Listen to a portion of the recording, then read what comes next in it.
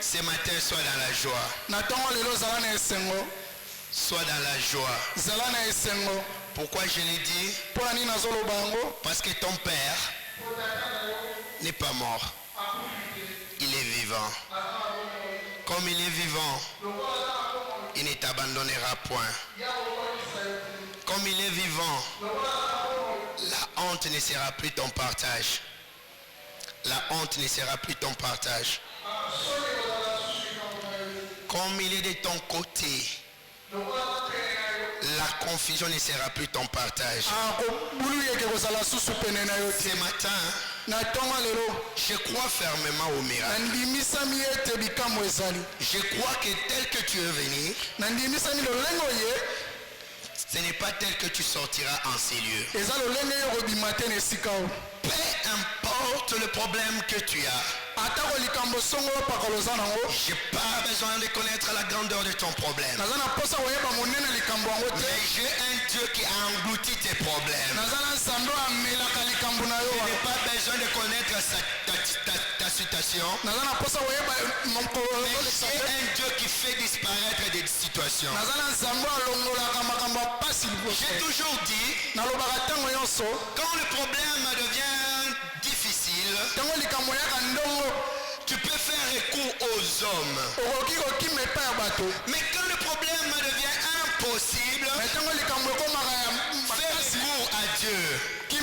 Ce matin, tu es le bienheureux. Tu es la bienheureuse. Parce que Dieu est de ton côté. Et de ton côté.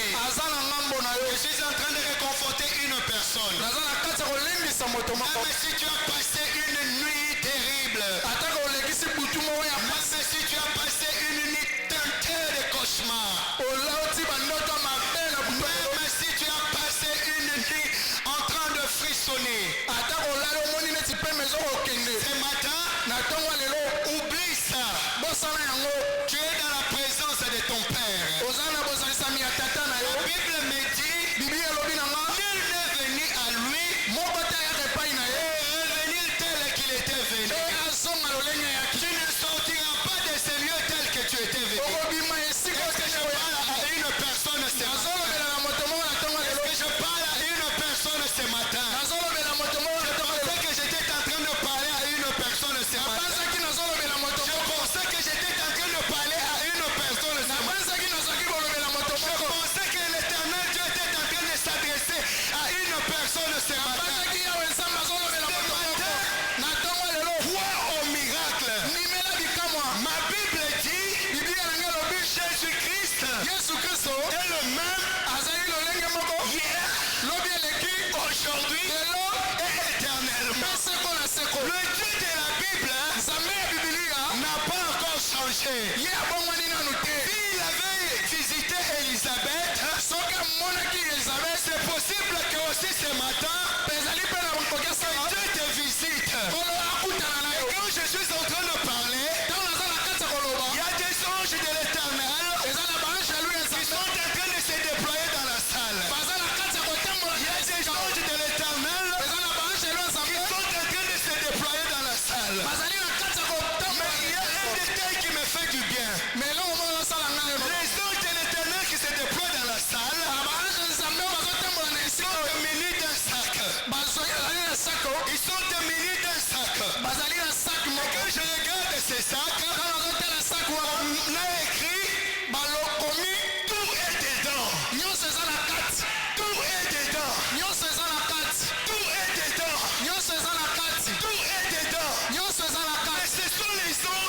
Mais ce sont les anges qui sont en train de transporter ce sac-là. Du coup, je vois qu'ils sont en train d'aller dans les allées de l'église. Je prie que le Dieu du ciel fasse grâce ce matin, que l'ange de l'éternel ne te passe pas. Je dis que l'ange de l'éternel ne te passe pas. C'est pourquoi sois concentré. Oublie les voisins. Oublie la voisine. Parce que cette affaire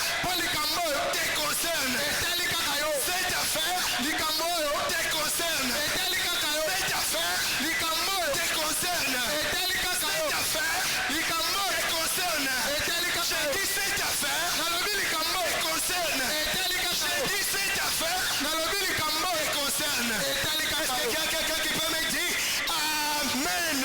Amen.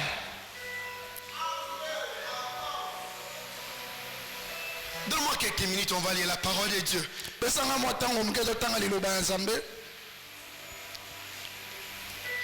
Écrivez d'abord. Ce matin, nous avons 4 textes que nous allons lire. Le premier texte est notre texte de base. Ceux-là qui ont assisté la semaine savent que nous sommes dans le livre de Matthieu, chapitre 9, verset 35 à 38. Romains, chapitre 10, verset 14. Romains, chapitre 10, verset 14. Troisième texte.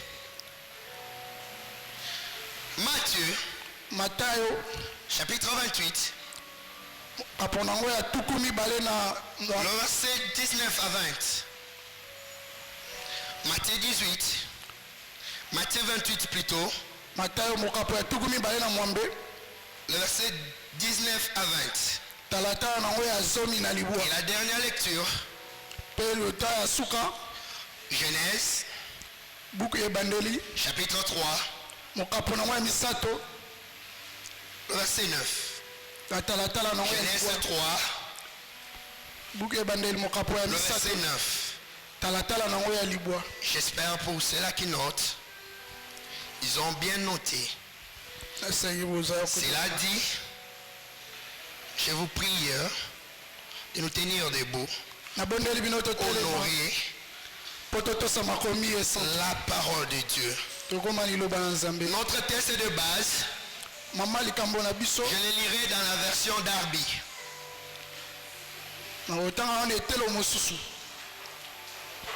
Peut-être toi tu as la version Louise Egan, mais moi ce matin je vais prendre la version Darby.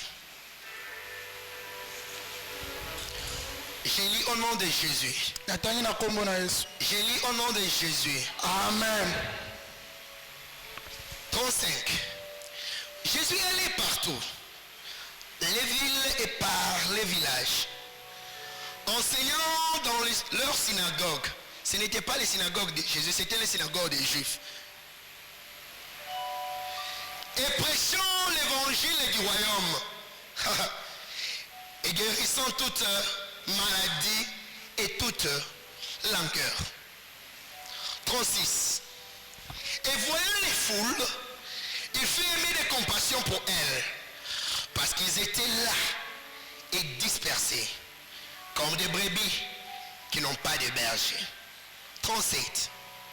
Alors il dit à ses disciples, la moisson est grande, mais il y a peu des ouvriers. 38. Suppliez donc le Seigneur de la moisson en sorte qu'il pousse. Dis avec moi qu'il pousse. Qu'il pousse. Dis avec moi qu'il pousse. Qu'il pousse. Pousser, c'est un verbe d'action. Ça veut dire que ces gens n'avaient pas l'intention de faire ce travail. Et là, mais Jésus dit à ses disciples, priez, suppliez, suppliez. Le maître de la moisson, afin qu'il pousse, afin qu'il pousse. La version Sainte Bible amplifiée lui dit enfin qu'il force.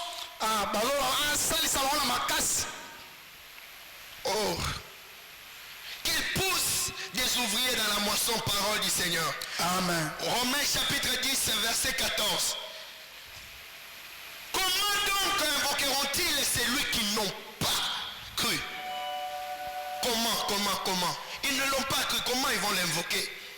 Et comment croient-ils en celui dont ils n'ont pas entendu parler? Et comment entendront-ils parler s'il n'y a personne qui prêche? S'il n'y a personne qui prêche, comment ils vont entendre? Ça, ce sont des païens qui vont nous accuser. Jésus, moi j'étais sur la terre, mais il n'y avait personne qui devait me prêcher. Genèse, chapitre 3, le verset 9. Ici c'est après la chute de l'homme. Mais l'Éternel Dieu appela l'homme et lui dit, où es-tu? Moi je ne t'avais pas laissé là-haut. Quand je dois venir te chercher, je dois commencer à fouiner. Ici, l'Éternel Dieu pose la question, où es-tu? J'ai fini par Matthieu 28. Matthieu 28, 19 à 20. Allez et faites de toutes les nations des disciples. C'est au pluriel, les nations. Est-ce qu'il y a quelqu'un qui peut souligner là? Les nations. Les baptisant au nom du Père, du Fils et du Saint-Esprit. Et enseignez-leur à observer tout ce que je vous ai prescrit. Et voici, je suis avec vous tous les jours jusqu'à la fin du temps. Est-ce qu'il y a quelqu'un qui peut répéter avec moi ces paragraphes 1, 2, 3? Et voici, je suis avec vous tous les jours jusqu'à la fin du temps. Est-ce qu'on peut acclamer la parole de Dieu? Yeah. Oh, time. Seigneur Dieu, aide-nous. Amen. Amen. Amen. Amen. Amen. Amen. Église de Dieu. Église Nankolo. Ce matin, nous avons notre thème intitulé La moisson est si grande. Est-ce que tu peux regarder à ton voisin et lui dire la moisson est si grande? Et dans notre thème, il y a un grand mot qui nous frappe à l'œil. C'est la moisson. La moisson. Bien-aimés dans le Seigneur, lorsqu'on parle de la moisson dans la Bible, la moisson a plusieurs significations dans la Bible. Mais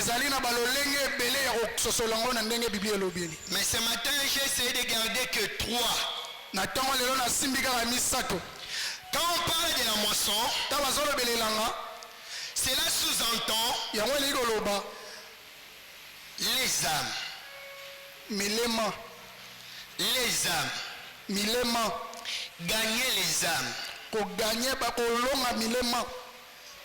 La moisson ici, le mot moisson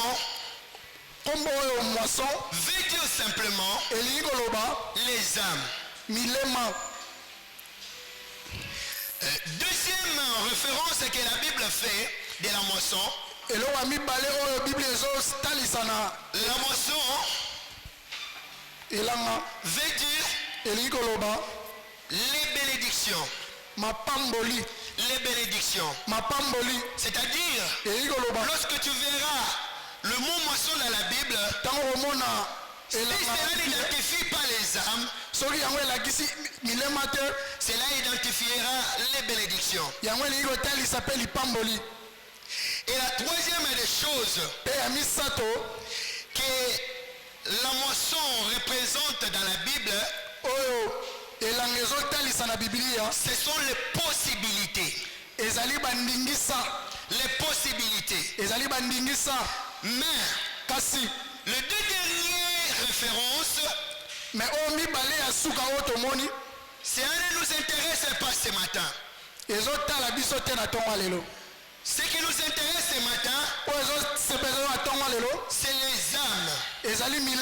Avant que je ne puisse avancer, bien aimé, pour comprendre le mot moisson, il faut aller près de fermier. Un fermier moto alonaka c'est réellement l'importance de la moisson. Il sait parmi les étapes les plus importantes dans sa vie, ce n'est pas de s'aimer, ce n'est pas de s'arcler, mais l'étape le plus important pour un fermier, c'est la moisson. Parce que la moisson est le résultat du dur labeur que le fermier a abattu. Un fermier responsable, vous le verrez être très sérieux quand il s'agit de la moisson. Parce que moindre pépin, moindre distraction, le fruit de son travail peut être ruiné. Église, tu ne comprendras pas la dimension spirituelle de la moisson des âmes si tu ne comprends pas la douleur, les difficultés qu'un fermier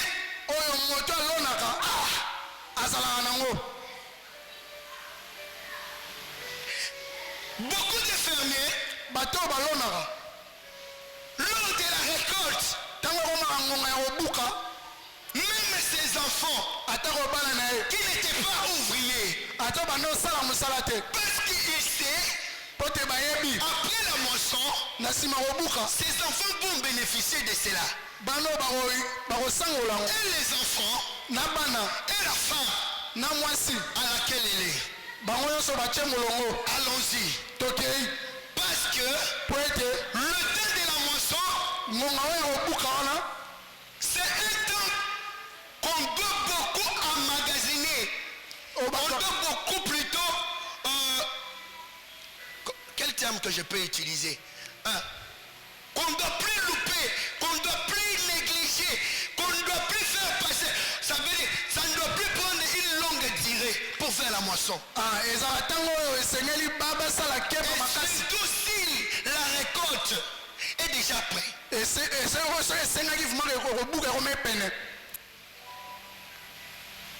Comment un fermier donne de l'importance à la moisson, alors que nous, peuple de Dieu, les rachetés, ceux qui ont été sauvés, quand il s'agit de la moisson, nous voulons nous reposer. Nous voulons nous reposer. C'est ça la réalité. Église, tu as été sauvé pour sauver les autres. J'ai dit tu as été sauvé pour sauver les autres. Tu as été sauvé pas pour venir écouter la parole de Dieu et rester bras croisés. Tu as été sauvé pour que tu sois un canal par lequel l'Éternel Dieu passera pour sauver les autres. Ne sors pas pendant ces séminaires sans toutefois comprendre l'importance d'une âme. Bien-aimés dans le Seigneur, la Bible nous dit à notre Dieu appartient l'or, l'argent. Mais il y a une chose qui a enrichi Dieu. Il y a une chose qui rend Dieu riche. C'est les âmes. Pourquoi? Parce que comme nous sommes sur cette terre, il y a deux camps. Le camp de Dieu et le camp du diable.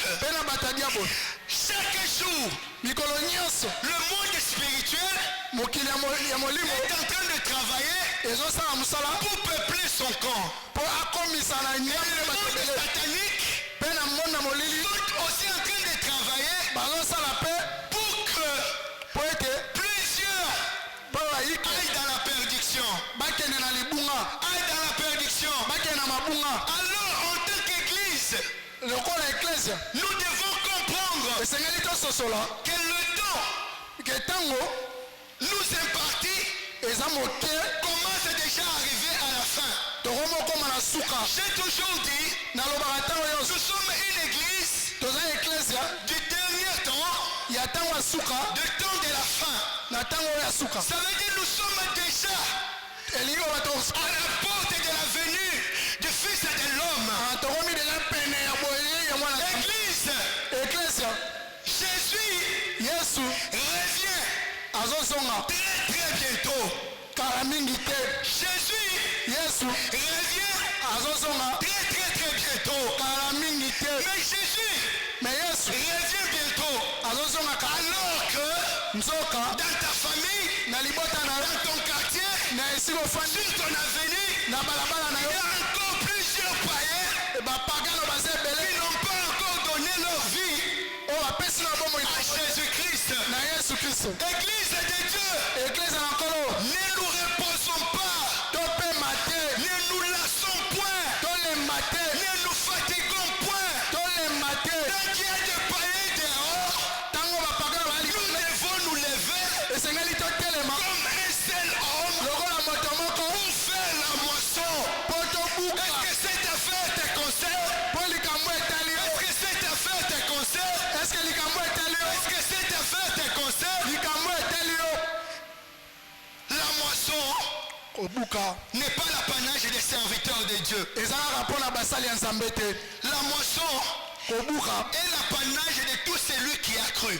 eza mosala ya moto nyonso Si tu ondimeli as yesu. cru en Christ, soko ondimeli yesu ce matin, na ntongo lelo je te supplie, nabondeli yo Dieu riche, komisa nzambe moswi rends Dieu riche. komisa nzambe moswi Rendre Dieu riche, ça veut dire quoi? okomisa nzambe moswi alexis Le peuple, le camp du diable, komisa kabe ya diable moke peuple, le camp de Dieu. me komisa nka ya nzambe oyo ebele. Matthieu chapitre 35. Ici, la Bible nous montre un détail. awa bible ezotalisa biso eloko moko. La Bible dit, bible elobi Jésus allait dans les villes. yesu alongi okende na bamboka Il ne se limitait pas seulement dans des villes. anoso aka na bamboka te Il allait aussi dans des villages. mpe azokɔta na bamboka mike. Oh Jésus, nzoka yesu toi qui étais Dieu, yo ozalaki nzambe tu pouvais te reposer. okoki kofanda Tu pouvais te reposer. okoki kopema. Jésus me yesu a fait un ministère asali lotombo de 3 ans et demi. lotombo ya mbubu misato Une information. sango moko Dans les 3 ans et demi, na mobu misato mpe Jésus ne s'est pas reposé. yesu ya pema te. Jésus ne s'est pas reposé. yesu ya pema te. Pourquoi? mpo na nini? Parce qu'il a dit, mpo alobi il est venu ayaki chercher koluka et sauver mpe kobikisa les brebis perdues. bibwele Les brebis perdues. bibwele ebungaki Chaque jour, mikolo nyonso chaque minute, ntango nyonso chaque heure ngonga nyonso qui passait ebanda koleka était plus important pour Jésus. ezalaki motuya mpo na La yesu. Bible précise ici, bible ezotalisa Jésus allait yesu abanda kokende des villes, na bengumba pas seulement des villes, kaka bengumba te et des villages aussi. mpe na bamboka nyonso Bien mike. aimé, balingami pour comprendre mpo sosola le degré du sacrifice, lolenge ya komipesa wana j'ai essayé de fêter. na meki kotelema Prenons la RDC comme notre prototype.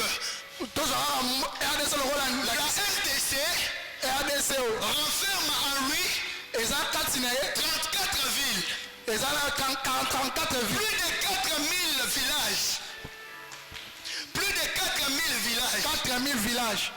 Supposez avec moi, bokanisa na ngai si Jésus était en RDC, soki yesu azalaki na rdc c'est-à-dire elingi koloba il devait parcourir esengelaka tambola 34 villes. na 34 ville wana. Il y a encore une dimension qui me plaît. eloko mo Au ezosepelisaka temps de Jésus, otali yesu il n'y avait pas de voiture. mituka ezalaki Il te n'y avait pas de moto. bamoto mpe ezalaki te.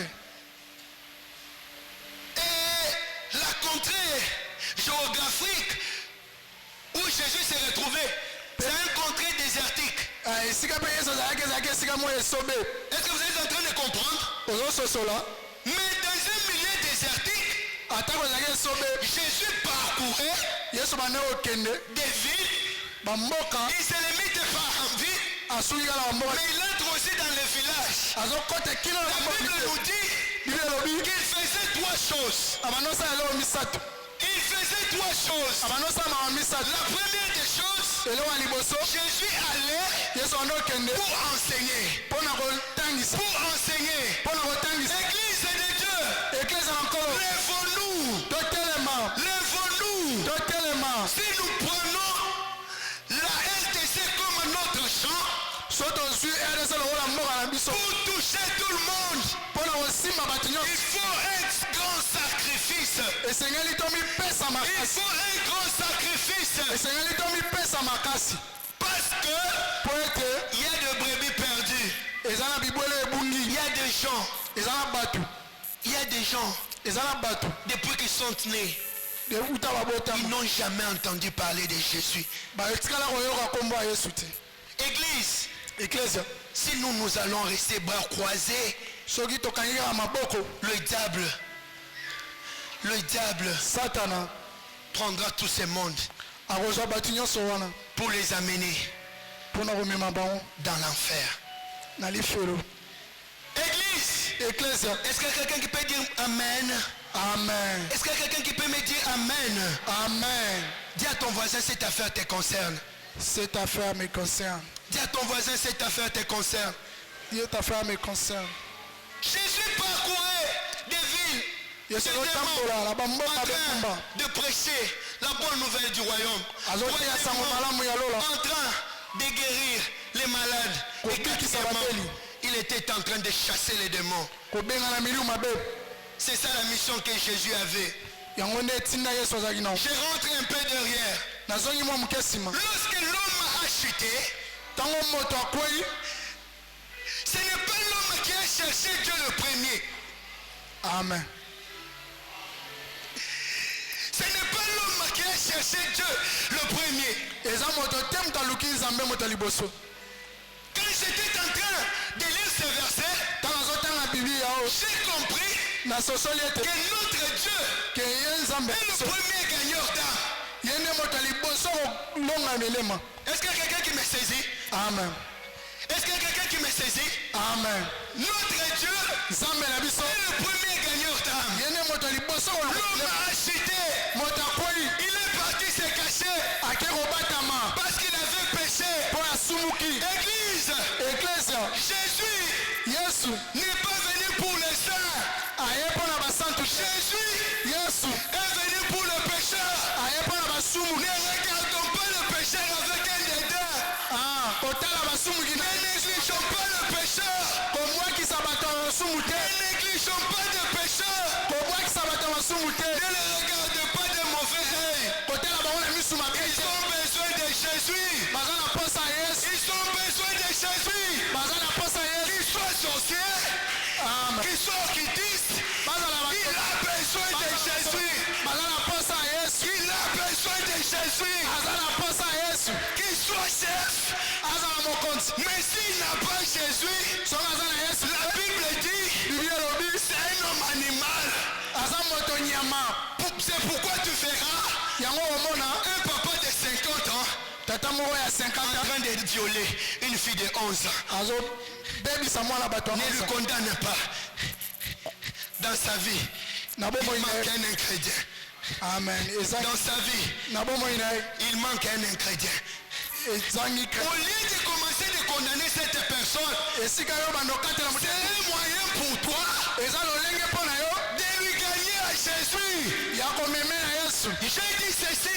nalobi boye Lorsque tu verras quelqu'un ntango otali moto venir auprès de toi, azoya pene na yo te dire je suis abattu dans le problème où je suis, je n'ai personne pour m'aider. Bien, mais c'est le moment là.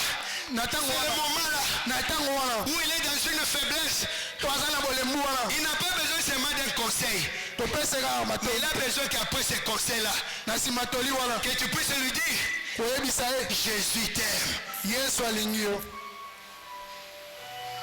L'homme a chuté, l'homme a péché. Dieu n'est pas resté bras croisés. Dieu vient chercher l'homme. Il pose la question, où es-tu? Où es-tu? Bien-aimé, même si tu as péché, ce matin, Jésus te pose la question, où es-tu? Où es-tu? Où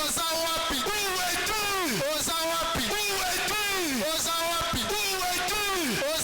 Il est un bon père. Il n'abandonne pas. Même si tu avais péché hier, c'est possible ce matin que tes péchés te soient pardonnés. Et au nom de Jésus, je déclare que tes péchés sont pardonnés. Donne-moi un amen. Amen. Que le diable ne te culpabilise pas. Au salut qui nous malobi, j'accepte. Mais ce matin, où es-tu? La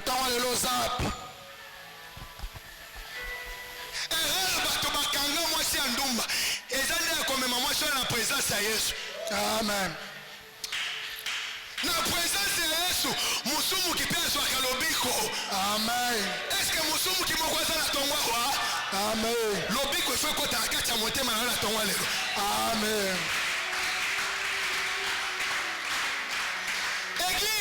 Église. Totika kotika na kwa na biso. Biso tozaba santo. Biso tozaba santo. Biso toyaka na bango te. Biso tomelaka na bango te. Amen. Tango ofandi na kiti na tongwa lelo. Eza na mutu moko po ayebi Yesu te azokufa boye. Amen. Eza na mutu moko soko oyebisaka esango ya Yesu. Beleliwa alingaki Yesu aye te. Amen.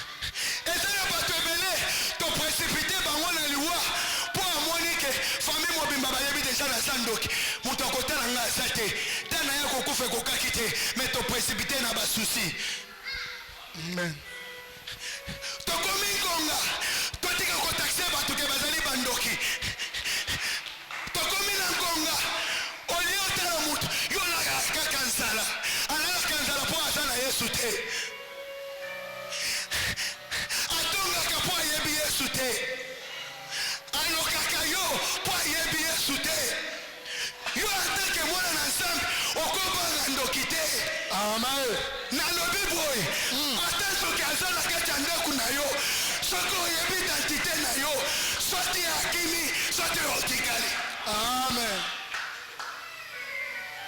Olie na bandeko lamuka mwana ngani azoronfle yo ndoki te te tikali epala na pongi na ntongo oyebisa ye Jésus t'aime. Amen.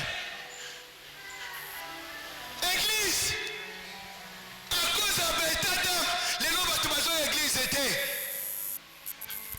Ntango oyo ozoya église nga naza na 14e Marie dija azobeta ndenge toyeboye mwasi ya bato aza te. Ndenge oyeboye ozoboma libala na yo moko. Ndenge oyeboye eske batendi yo ozolanga na mbongo na yo moko tala moto ndenge azobi. Olie na banda kofinga ye, olie na banda kotonga ye, aza na posa na Yesu. Amen. Église totelema bato baza na baproblème tokota baavenu tokota bakartier toyebisa bato Yesu alingi bino. Amen. Yesu alingi bino. Amen.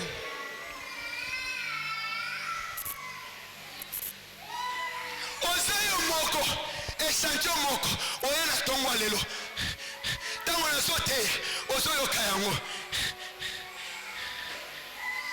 mais soki totikaka frère moko totie na veni kuna abanda kotanga nombre ya bato ekinzela baleki na bawo biso toza nango yango na tongo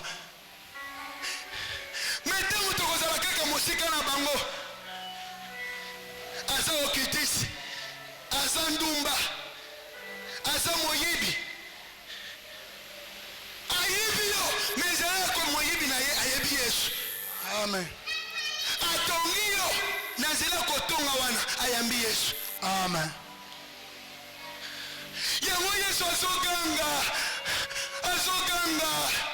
azolela alobi nauti koteya nauti kobikisa bato bauti koloba baamen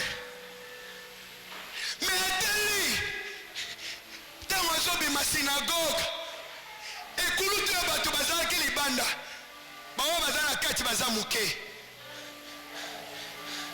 La Bible nous dit, quand Jésus a vu la foule, il a été ému de compassion.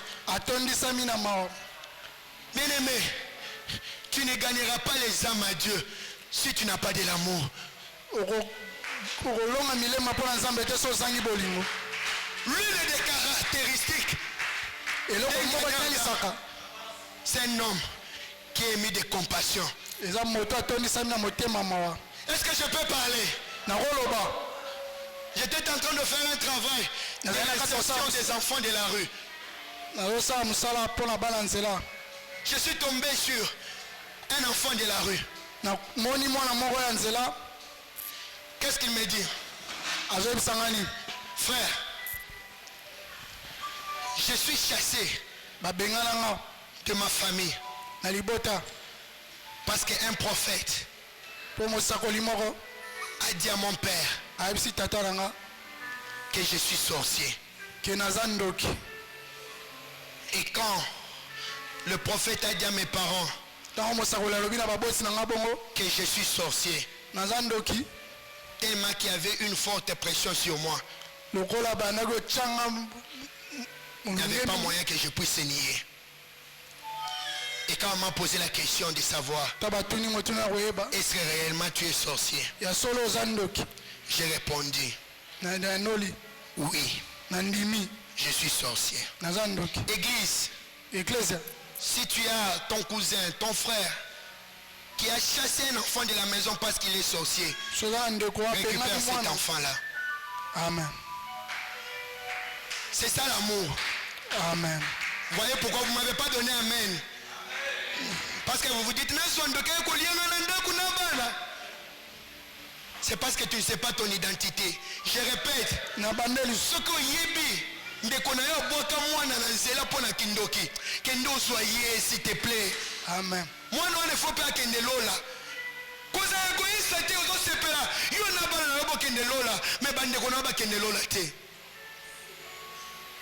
Est-ce que aussi on se rendre compte que Youpe est-ce qu'on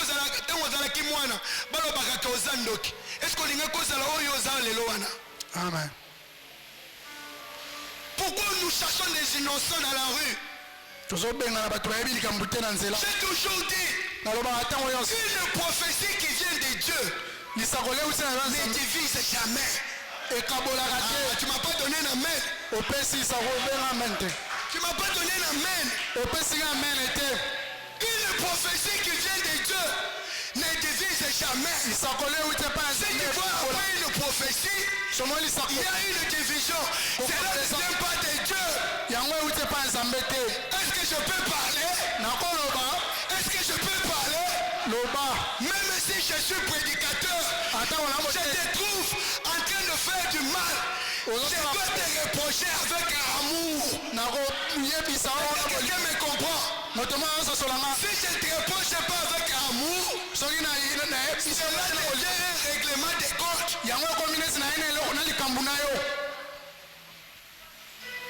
Oui, nasumuki. Mais yo poya koyebisanga nasumuki. Na kati ya maloba na yo bolingo eza te. Na comprendre que ezalaki règlement de compte. Ça veut dire banda kokana ngaka. À ta reproche, il faut peser na bolingo na kati yango. Amen. Naïbi. Est-ce que faut y avoir matériel à cher? Frère Florent, ton fan qui n'a yaïbi. Est-ce que vous avez un côté? Jésus est venu pour les brebis perdues du Père.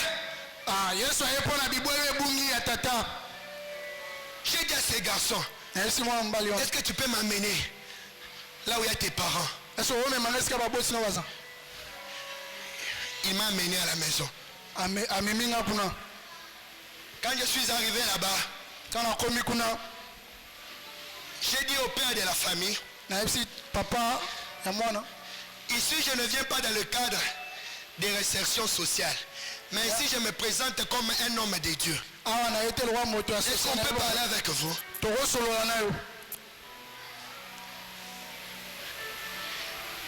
Église, est-ce qu'il y a des parents ici?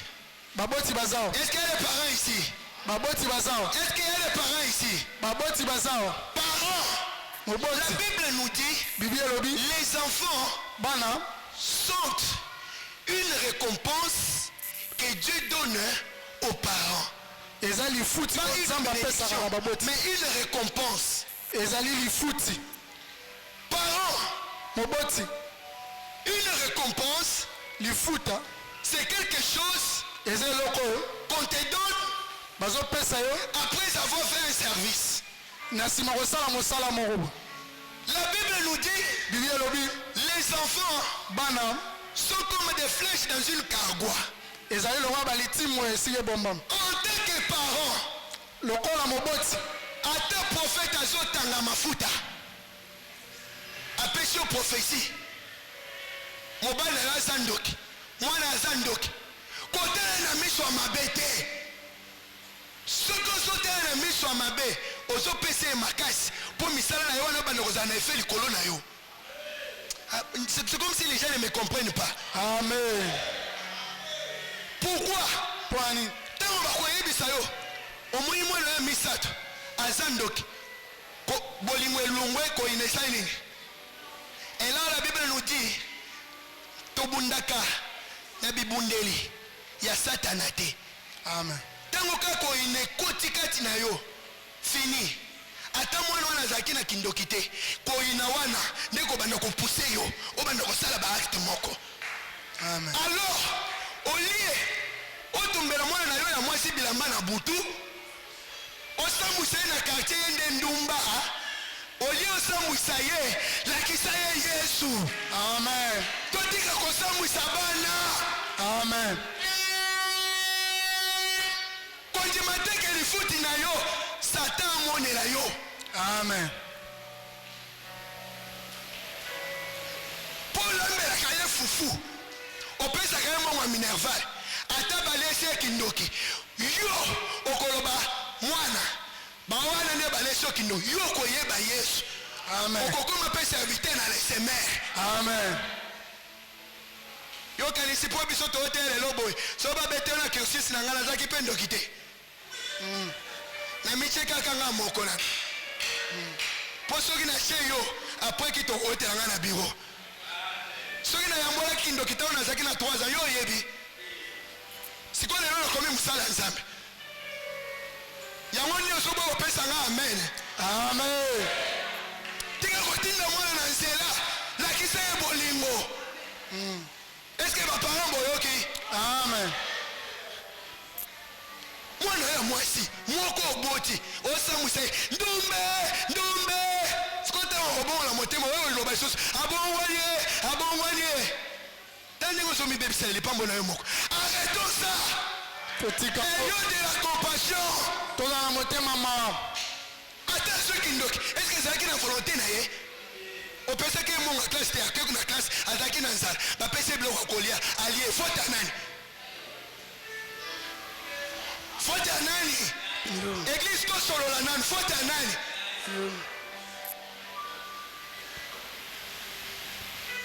Mobali ndoki azozoba na quartier tika biloko wana ozobebisa sango mobali pamba. Amen. Lakisa nzela Yesu. Amen. Soki ayebi Yesu okende Dubai na est-ce que na prophétiser na moto? Amen. Le 8 mars, vous allez Dubaï. Amen. Si on peut signer un bien, papa, s'en fout de bien, vous allez Dubaï. Amen. Au lieu de finir un pédiatre, la qui ça y est, Yesu. Amen. Togo mi église. Au fond de la capelle. Papa, bah on la capelle, on a qu'un accolé en goulou, on est bien. Est-ce que c'est ici que Jésus t'aime? Jésus crie, la moisson est si grande. Consélaté, après avoir qu'on gagne un nation gangaboy. Nabi Malissus. Té, il y a un robanda qui suivi. Il y a un homme qui m'a et belé bazwa lobi nazaka papa na moni yote et papa na koya na kati mama na moni yote et papa Florent na koya tikanga musala wana na sala mais yo ko craser maboko te awa toza na défilé de mode te après avoir koyoka liloba na nzambe allons-y gagner les âmes. Amen. Est-ce qu'il y a quelqu'un qui me comprend? Amen. Le nombre que nous sommes ici, pas même plus de 600, je peux exagérer, 1000 personnes. Mais la capitale de Kinshasa a combien d'habitants? Ngumba Kinshasa. 15 millions. 15 millions d'habitants.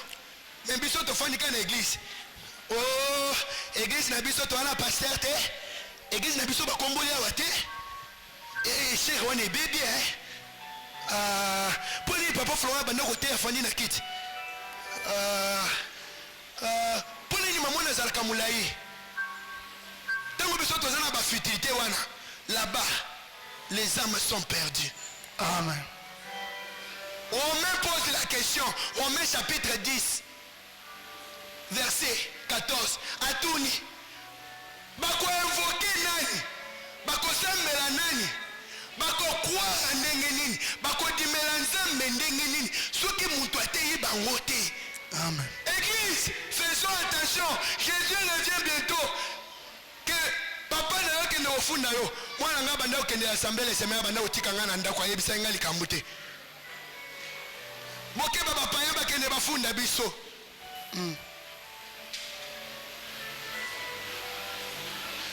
La Bible dit, Jésus quand il a vu la foule, il a été ému de compassion. Amen. Église, Plaisir.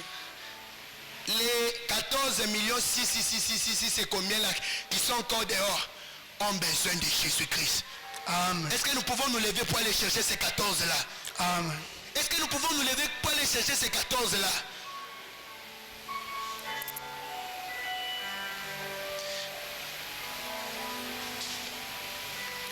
Il dit aux disciples, arrêtez avec vos sujets.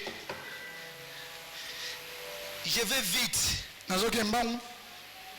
Jésus regarde la foule. Il dit, c'est comme des brebis, mais des brebis dispersées, sans berger. Bien notion moni bibwele, eza na berger te. Oya kokende boye, oya kokende boye, oya kokende boye. Yango wana ozomona difficulté eza na ndako na yo. Po bato nyonso bayebi Yesu te.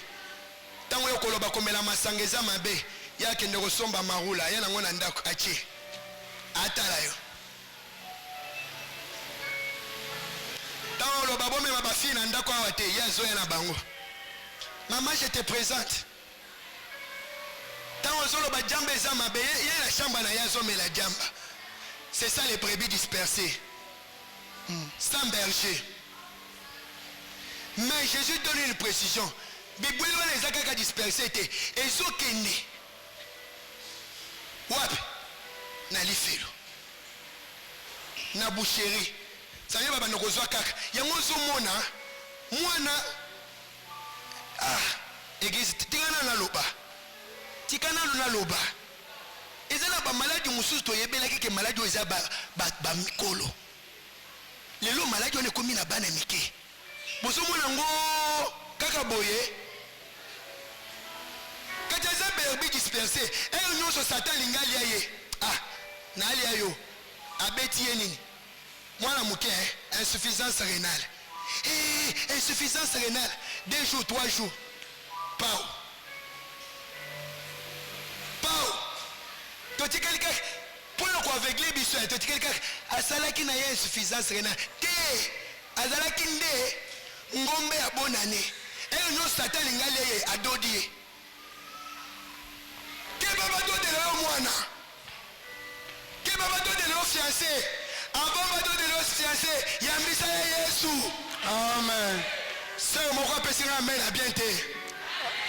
Baseur roi pesera amen. Tokomi na ngonga baseur bola kisabiso kaka teke boza na beauté. Beauté na bino me mape batu na église. Na lobi mabe. Na fingi mutu.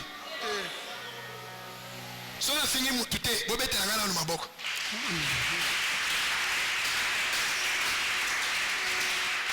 Na boyi bato de la yo mobali.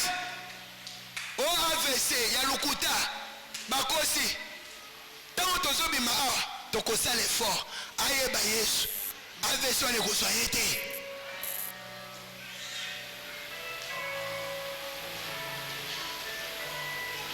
Josué chapitre 2. Je vais finir par là. La Bible nous parle de la prostituée appelée Rahab.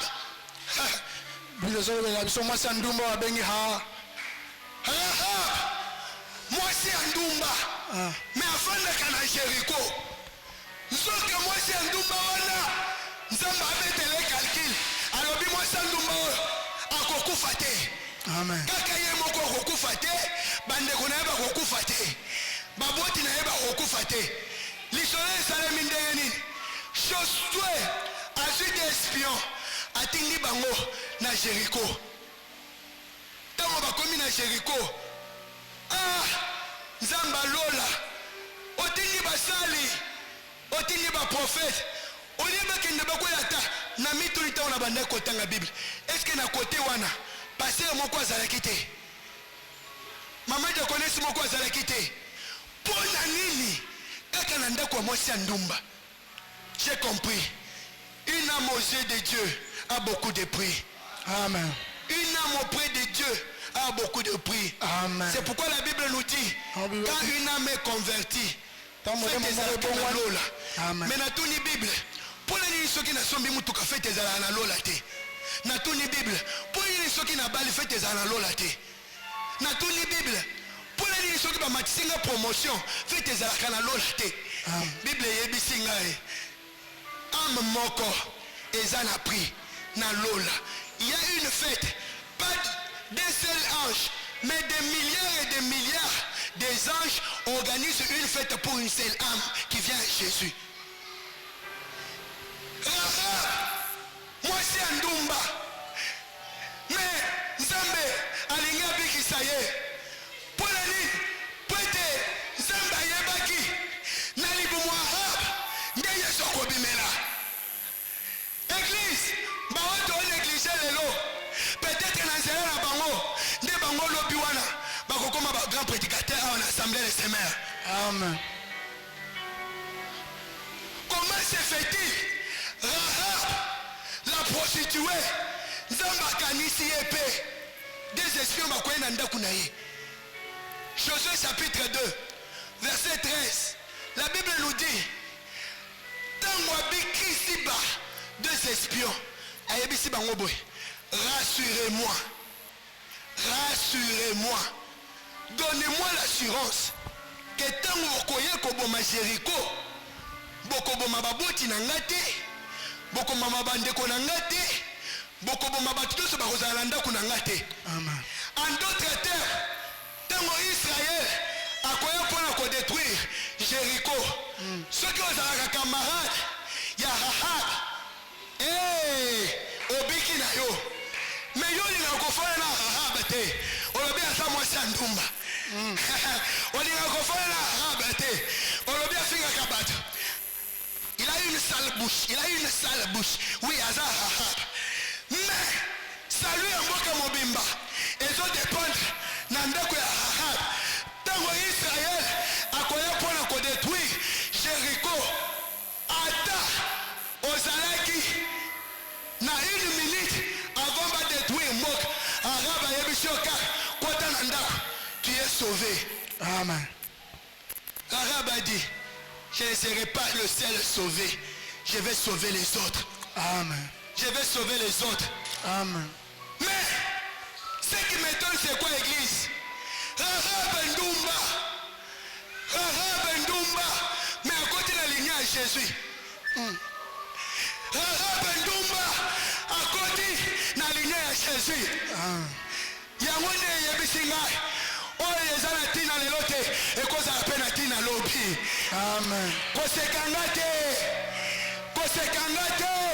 Amen. Et ça est de la moisson. Amen. Moisson paix. Après savoir qu'organiser fête pour na yes, fête pe kokota na vie na ngai. Amen. Na lobi ba kunda yo na nute. Amen. Est-ce que na lobi la mutu moko? Amen. Bazo na décision ya sukate. Amen. Na lobi bazo na décision ya sukate. Amen. Posa Rahab mutu ba yebela na adota kamibale abatu. Mais akomi mutu motuya. Amen. Tina pe koma kana tina. Amen. Na tongwa lelo nzambe alola pesa la ngayo tina. Amen. Na lobi na tongwa lelo nzambe alola pesa la ngayo tina. Amen. Est-ce que na lobela mutu moko? Ngana lobi na lobela mutu moko. Amen. Na lobi na tongwa lelo nzambe alola pesa tina. Amen. Bao bakimaki yo na bazongela yo pe. Amen. C'est comme si na lobela ka mutu moko batinoso basundolier. Amen. Mais na tongwa lelo kokamwa bakozongela yo. Amen. Bakozongela yo. Amen. Po oyo ezalaka na tina te ezwaka pe tina. Amen. Rahab Ndumba. Mais Bible elobi Rahab aboti mwana kombo na ye Boaz. Amen. Ndumba aboti mwana kombo na ye nani?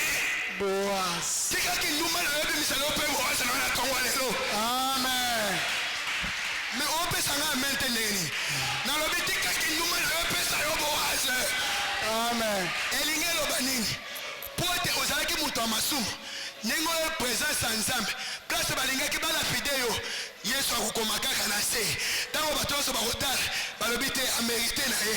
Amérité na ye. Biso kutu tosali koleka ye. Amen. Boaz kaka te.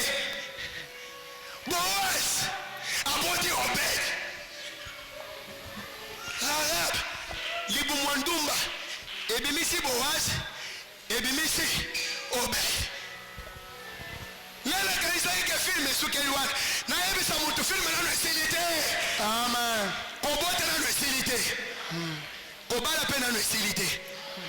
Kokende ngwanzu nano esilite. Amen. Yebisa voisin nano esilite. Nano esilite. Tala ye bien nano esilite di. Nano esilite. Obed tikala ta stérile. Obed apoti Isaïe. Oh. Isaïe. Tala. Makambo nzambe akobanda na yo lelo. Eza makambo ya processus. Abeti yo $1000 ozwi kipelekesa maîtrise apesi yo 100 000. Tango ozwi vertige ya 100 000 abeti yo 1 million. Amen. Makambo nzambe azobanda na yo eza processus. Ebandi lokola ke batindi yo bourgmestre ya Ngaba. Mais sukeli okomi gouverneur ya ville. Amen.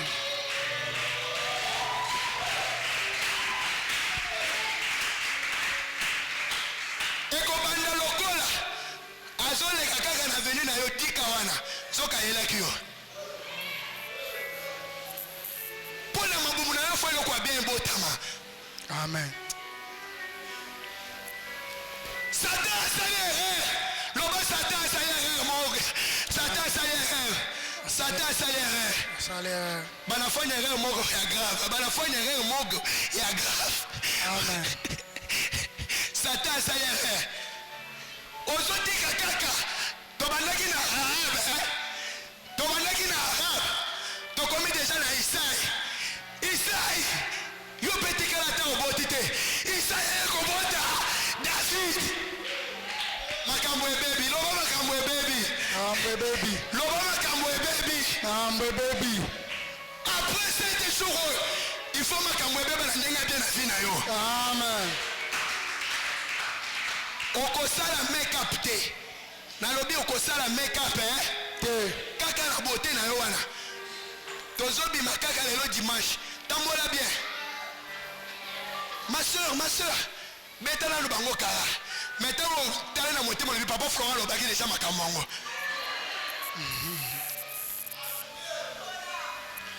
Tango bete kala liboso ya koko bakaka. Po e bandaki na il faut to comme na David. Amen. Tango ma soeur, denge les choses makasi. Ode no lo banak, ramaseka ya manele bokoya. Lebraka ya masutulu. Tina pe suiti. Tina. Tala, obora mukolo pe pesa ka faire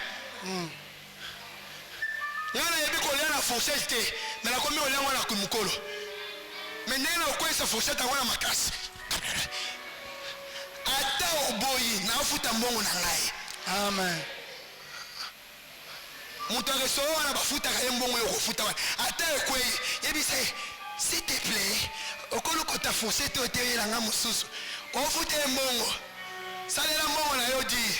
Amen. Yane na lobaki ke ekoma na David. David, Apocalypse, chapitre 5, verset 5.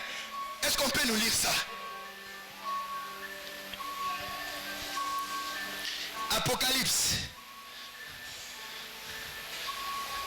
Oh, Rarab pe abimisi mutu ya tina. Kosekangate. Il y a des âmes où nous allons gagner dans cette église. Lobi bakomi ba partenaire à l'église. Amen. Bakoya babani baza banduma mais bakosuka baza ba servante na l'église. Mutu moko zo pesa mente pour la nini. Amen. Bakoya balia kaka une fois mais bakobanda kolia 4 fois pour ça mais biso lesa kabatu. Amen. Bakoya bakozana na poids 16 bakokoma pe na poids 25. Amen. Ezalaka ma poids 16 et comme poids 25. Apocalypse. Amen. Et l'un des anciens me dit, ne pleure pas. Voici qui? Le lion qui est de la tribu de Judas. La racine de Essili. À partir de Ahab, Jean Solela. Mais besoin de se coller la terre. Nazo mutu moko coller la terre. Amen. Papa Florent na sali kindumba. Coller la terre. Amen. L'une des choses, ma disciple Jean-Baptiste Abakimaye. Tango Jean-Baptiste, Amboni Yesu, Atomboli Misu, Alobi. Voici, ma disciple Balobi. Mais quand nous sommes tous qui n'ont pas la kinane. Et la présentation comme une affaire. Amen. La Bible nous dit, voici l'agneau de Dieu qui ôte le péché Du monde. ce matin,